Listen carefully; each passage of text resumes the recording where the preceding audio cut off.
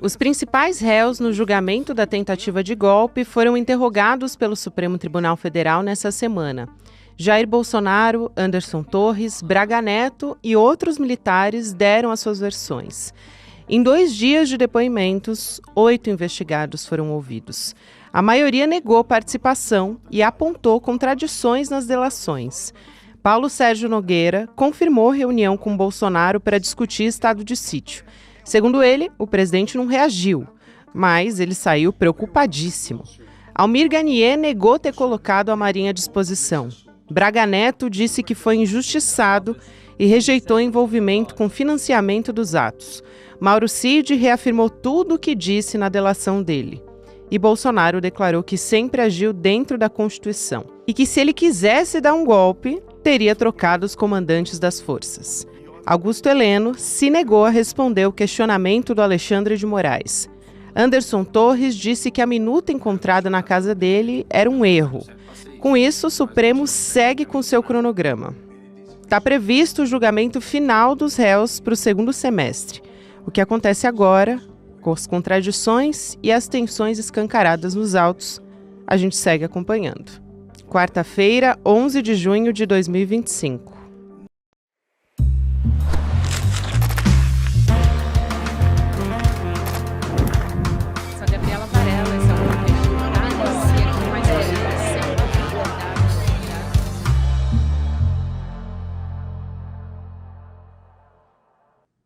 Olá, seja muito bem-vindo, seja muito bem-vinda. Eu sou a Gabriela Varela e esse é o videocast Em Detalhes.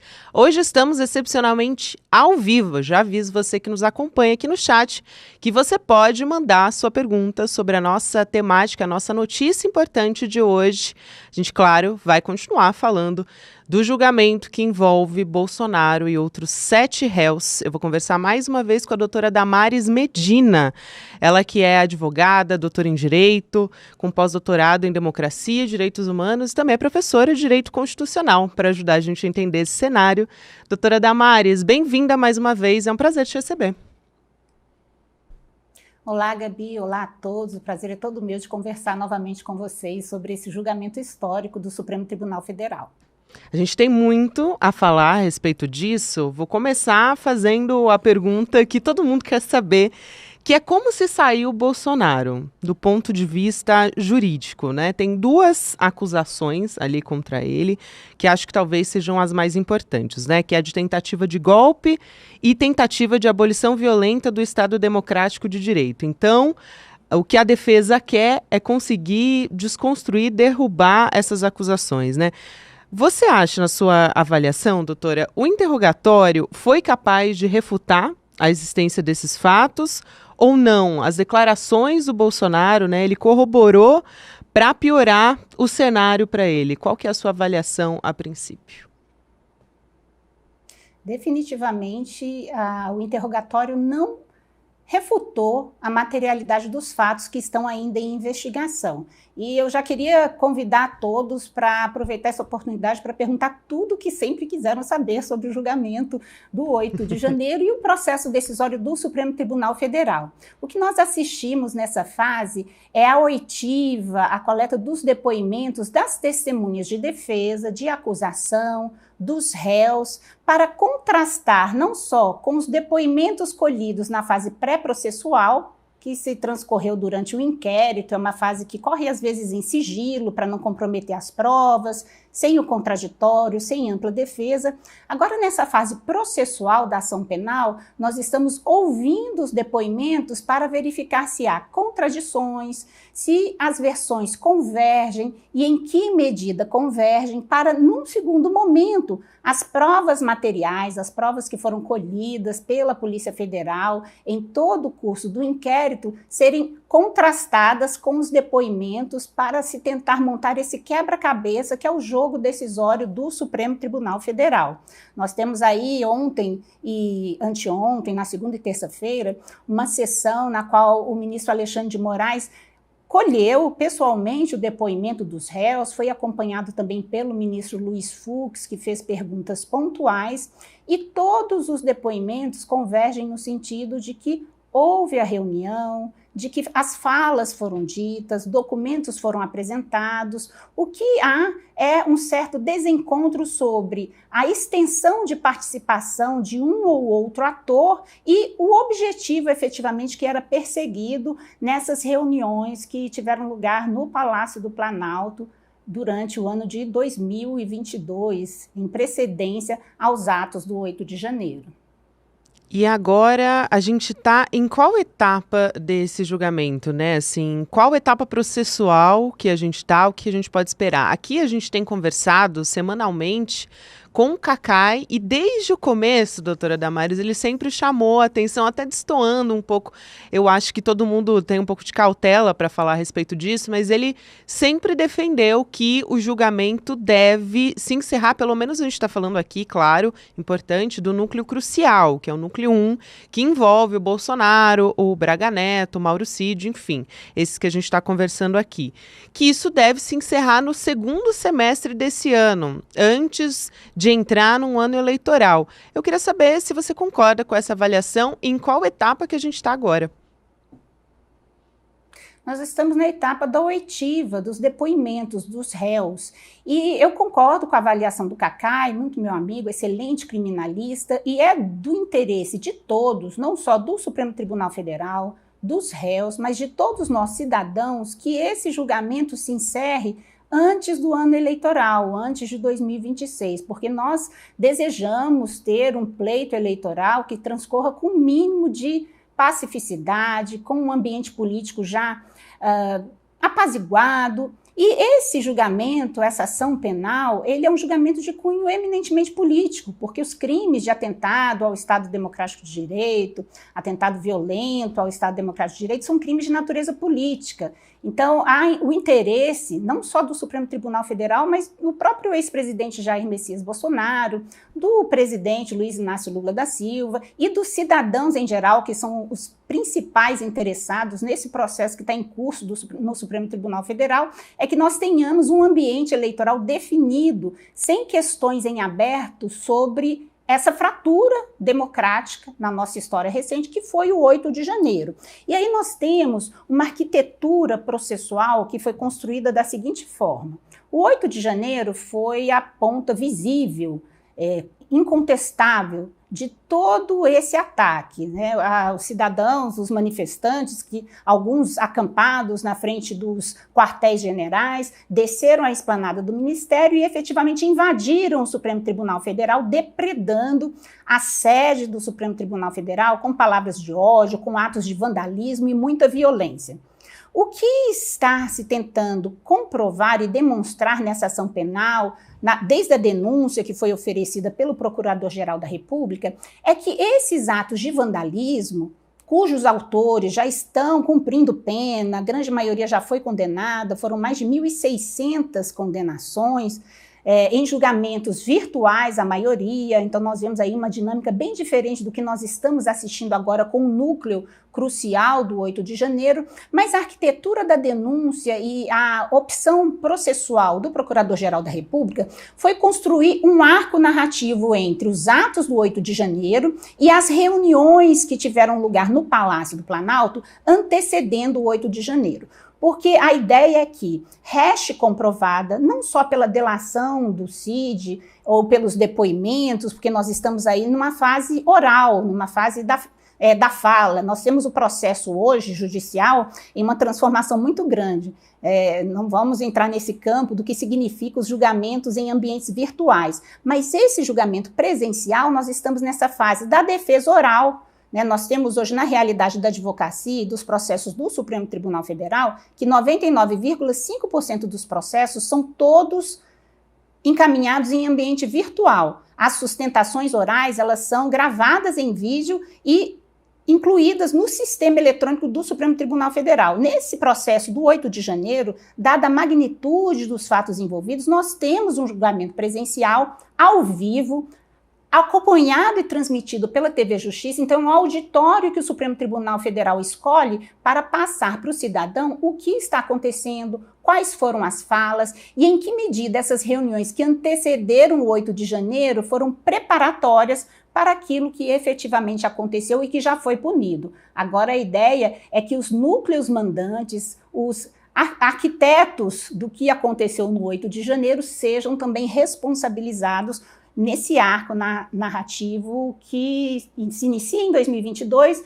e se completa no 8 de janeiro, na tentativa de golpe. Graças a Deus, como nós vimos, né, houve uma divisão das Forças Armadas, não houve um apoio militar pelo que está se configurando até agora, mas é importante também destacar que nós vamos ter uma próxima fase que é do exame das provas materiais que foram colhidas. Então nós temos os depoimentos orais das testemunhas de defesa, das testemunhas de acusação, dos próprios réus, que são inquiridos pelo ministro, que é o juiz da causa, por seus advogados, que também orienta perguntas na construção da narrativa pessoal de cada um. Aqui no Brasil, nós estamos no Estado Democrático de Direito e ninguém é obrigado a produzir provas contra si mesmo. Mas é importante que os depoimentos dos réus convirjam em alguma medida, e é importante para quem nos assiste, não é da área, ter a dimensão de que isso é apenas uma peça do quebra-cabeça complexo que começou lá na denúncia, nas investigações da Polícia Federal,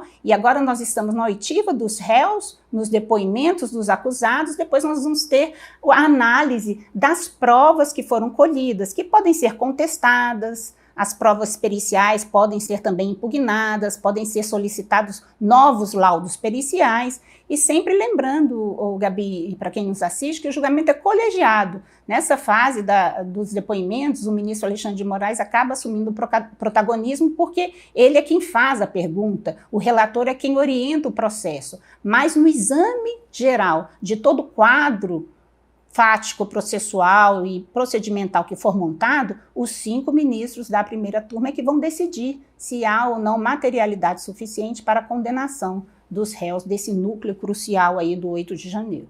Tem muitos pontos importantes que você levanta aqui, doutora Damares, mas eu não posso deixar de perguntar se nessa etapa a PGR pode trazer outros acusados também nesse processo. Por exemplo, quando o Braga Neto está falando a respeito de um dinheiro, né? O Mauro Cid falou também a respeito disso em caixas de vinho. O Braga Neto negou, mas fala que ele achava que era um dinheiro para a campanha e que aí ele orientou que o Mauro Cid falasse com o tesoureiro do PL, enfim. Essa história, ele envolve ali o nome de empresários, né? Empresários que participariam de alguma maneira, financiaram a trama golpista. Num outro momento também, o advogado do Bolsonaro coloca para tocar um áudio o Mauro Cid falando o nome do general Pazuello, que ele estava dando sugestões para o Bolsonaro a respeito também da trama golpista, que o Bolsonaro não deu muita trela. Assim, pensando nesses nomes que são levantados ali, eventualmente a PGR, se ela entender que existe ali algum conjunto, né, dentro do conjunto probatório, se existe alguma prova importante a ser juntada ali, incluir alguma pessoa, ela pode fazer isso. E eu também quero saber a sua expectativa em relação a incluir mais pessoas entre os acusados. Ela não só pode, né, na verdade, a denúncia, ela se encerra em si, mas ela pode novos inquéritos, novas ações penais, e o processo ele não é estanque, Gabi.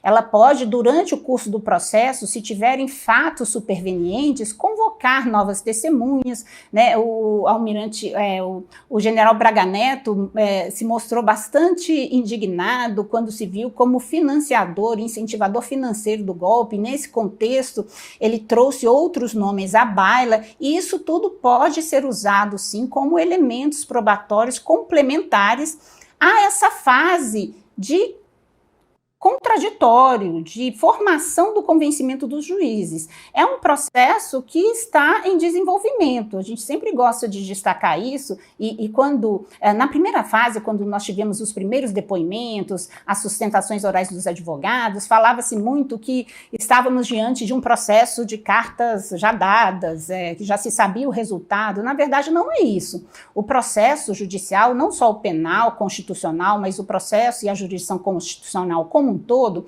é um ato discursivo de construção de discursos em busca de uma verdade processual. Qual é essa verdade processual? É a que deflui, a que surge do elemento, do conjunto probatório que está nos autos procedimentais dessa ação penal, que incluem os depoimentos orais, as provas colhidas, e no curso desses depoimentos, dessas oitivas, se surgirem novos elementos, fatos supervenientes, eles podem ser trazidos para dentro dessa arena discursiva para ajudar a construir essa materialidade e podem dar origem também a novos inquéritos, a novas denúncias e novas ações penais. Então, um processo em construção, é um elemento vivo que vai sendo construído a cada passo, a partir, inclusive, do pronunciamento dos réus. Foi muito interessante, inclusive, a parte em que o ministro Alexandre de Moraes pergunta, perquire o ex-presidente Jair Bolsonaro sobre a fala dele das propinas que os ministros do Supremo teriam recebido de 50 milhões, 30 milhões, e esse foi um momento de tensão interessante, e o depoimento do ex-presidente Jair Bolsonaro, eu acho que foi muito politicamente alinhado e acertado. Outra crítica, não é bem uma crítica, mas uma análise que eu faço é a instrumentalização política desse momento, as brincadeiras do advogado que precisava jantar, e a pergunta do ministro Alexandre de Moraes em sorriso, perguntando sobre o brunch. Nós precisamos chamar a atenção que aquilo é um processo judicial de um crime gravíssimo, de um tribunal que foi depredado, cuja reconstrução foi toda feita com o nosso dinheiro, com os nossos tributos.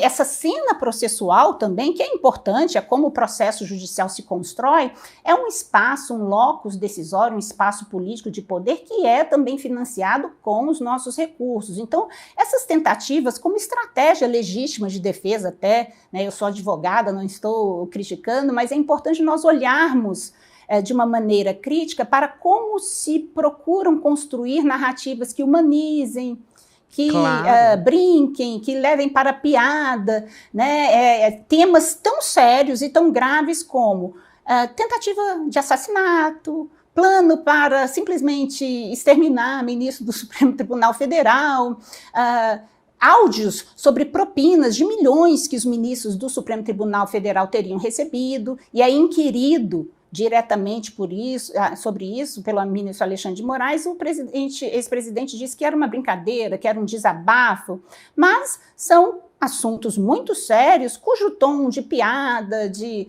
riso, o convite do ex-presidente Jair Bolsonaro para que o ministro Alexandre de Moraes seja vice na chapa dele. Claro, nós vemos as manobras políticas de transformar aquilo em uma arena eleitoral, mas é importante a gente dar o rito e a esse momento histórico da Justiça brasileira e do Supremo Tribunal Federal, no qual nós vemos generais de alta patente respondendo por crimes políticos de golpe de Estado não sucedido, graças a Deus, apenas a tentativa, e como isso é instrumentalizado numa arena política, até com um tom de tensão muito moderado por todos os ministros do Supremo Tribunal Federal. Então, toda essa análise do jogo decisório do Supremo Tribunal Federal nessas ações penais do 8 de janeiro é muito relevante para que nós possamos construir e ter a dimensão dos atores políticos que vêm sendo construídos a partir de um televisionamento ao vivo, de um julgamento do Supremo Tribunal Federal,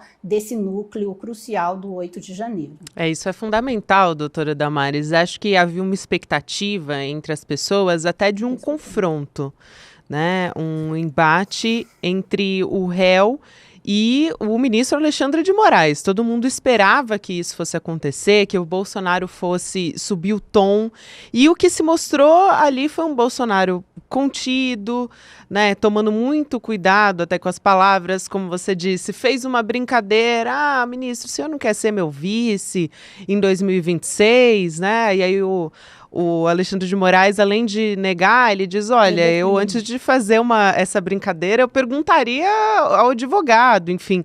Então, tudo isso é construído realmente dessa maneira, é muito utilizado como uma plataforma política também.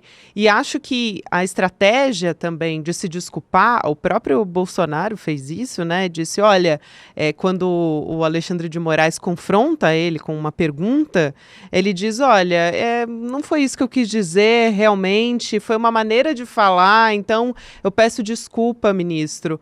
E também o Paulo Sérgio Nogueira pede oficialmente, abertamente, desculpas por eventualmente ter se pronunciado dessa maneira. Enfim, tudo isso foi colocado e não dá para desprezar o quanto isso pode ter algum custo político para o Bolsonaro, porque imaginando aqui que entre os réus ele é o que quer concorrer em 2026, mesmo estando inelegível, né? Tem essa questão também, mas ele é o que se coloca como o candidato para 2026.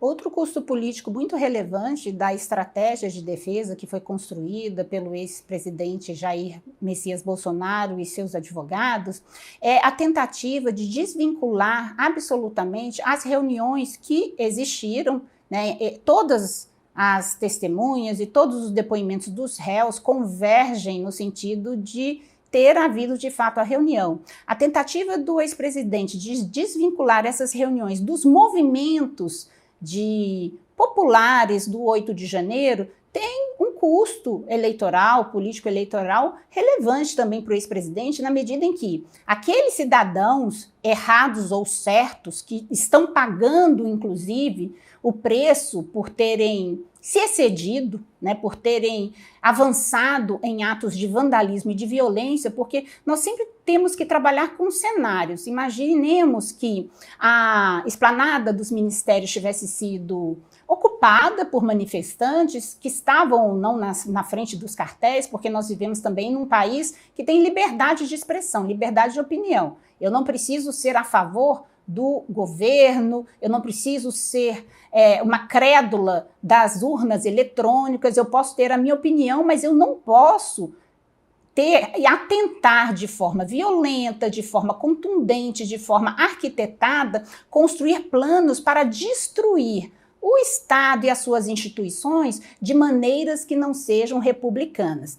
Então, essa estratégia que foi construída pela defesa do ex-presidente Jair Bolsonaro de desvincular a sua figura e a sua função presidencial, tanto nessas reuniões com esses chefes das Forças Armadas, quanto na minuta, que o Anderson Torres chamou de minuta do Google, que não sabe como foi parar na casa dele, misteriosamente, foi entregue possivelmente por um alien, né? Então essa estratégia de dizer que eu não tenho nada a ver com eles, que são cidadãos, apoiadores, um segmento, um eleitorado fiel do presidente e que está pagando custo pelo que, segundo a Procuradoria-Geral da República, foi a ponta de lança de uma tentativa de golpe muito grave que vinha sendo gestada, esse divórcio do seu eleitorado pode ter um custo político muito relevante para o ex-presidente e para todo o partido e o espectro político que ele representa.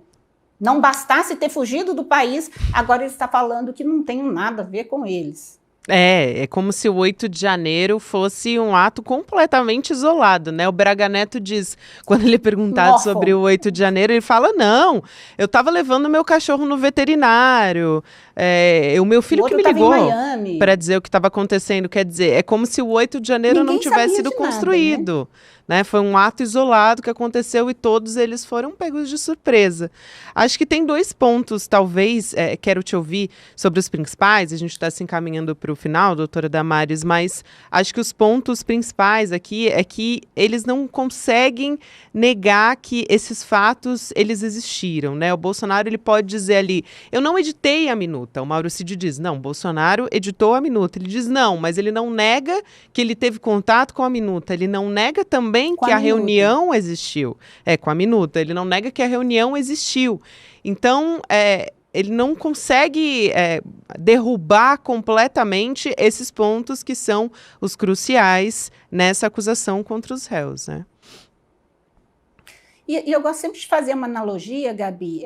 Na Lava Jato, o ex-presidente, na época, e hoje presidente Luiz Inácio Lula da Silva, ele foi condenado com base em uma visita a um triplex. Se nós lembrarmos, né, não havia provas concretas, havia uma escritura, não tinha nem assinatura, não tinha nada, tinha um documento e cuja prova do recebimento da propina e da corrupção que levou à condenação, à inelegibilidade e à prisão do então ex-presidente Luiz Inácio Lula da Silva foi uma visita a um triplex. Isso é importante trazer à baila porque é como o processo penal se constrói e se desenvolve, né? Não existe um cenário no qual nós temos toda uma trama filmada, comprovada. Os indícios eles vão se construindo, os depoimentos vão sendo colhidos, as provas vão encaixando em momentos cruciais da narrativa e nessa situação específica da minuta, né, fica muito difícil refutar a toda a narrativa que está sendo construída. Principalmente se nós buscarmos esse fio que foi levantado, eu acho relevante, né, e até um certo recibo que o Braga Neto passa de que não financiou.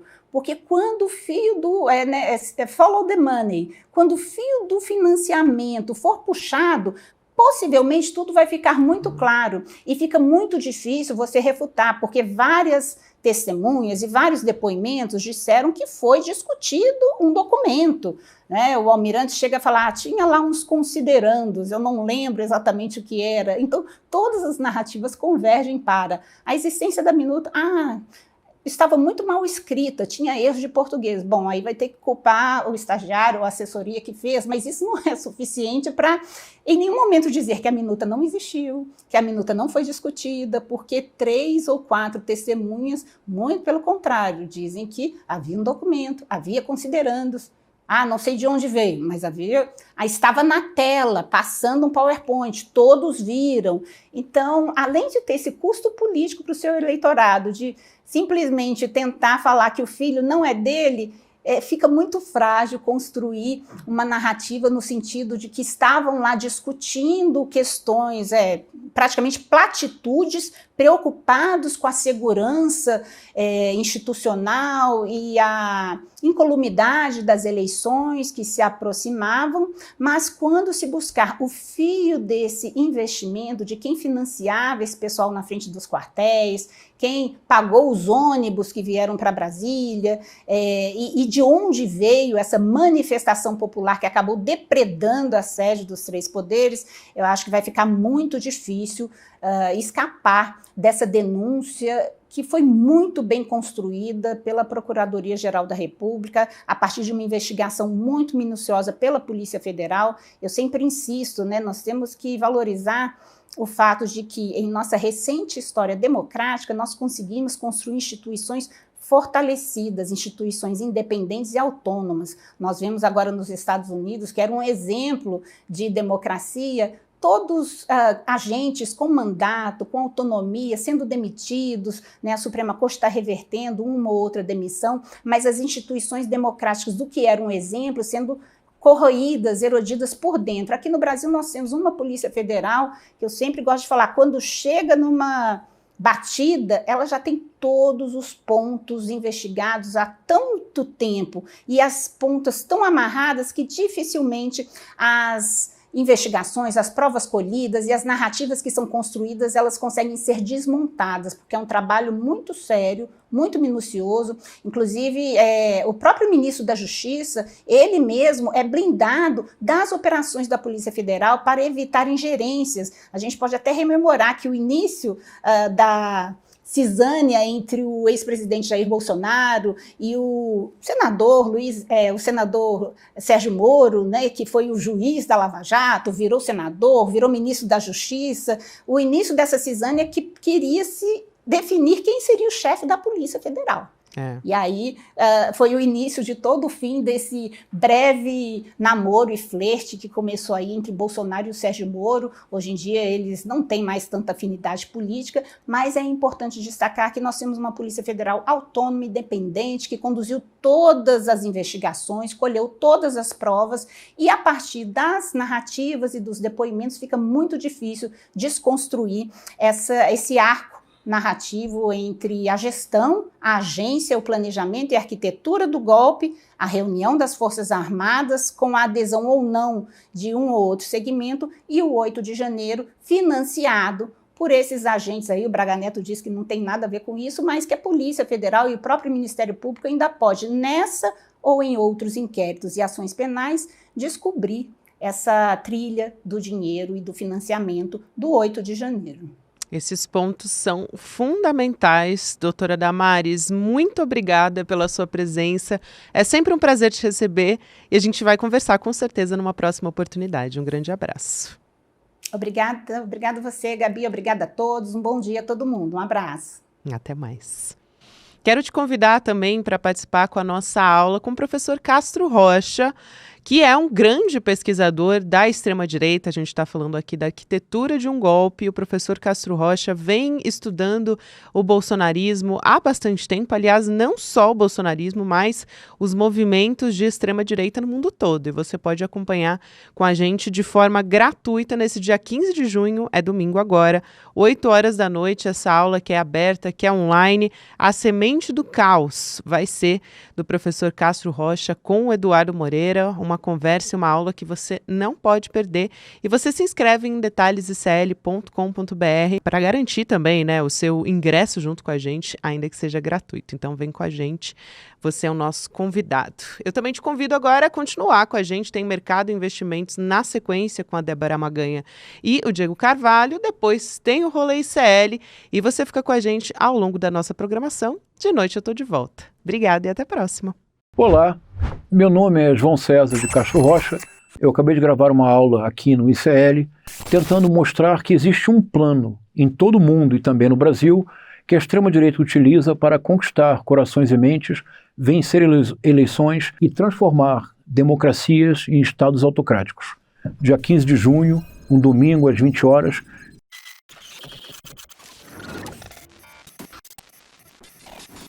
O ICL está em todo lugar, na palma da sua mão, na TV da sua casa e até nos seus ouvidos. Para ir além da manchete e mergulhar com apuração e contexto de verdade, acesse iclnoticias.com.br. Siga o ICL, compartilha e vem com a gente. Informação para quem pensa.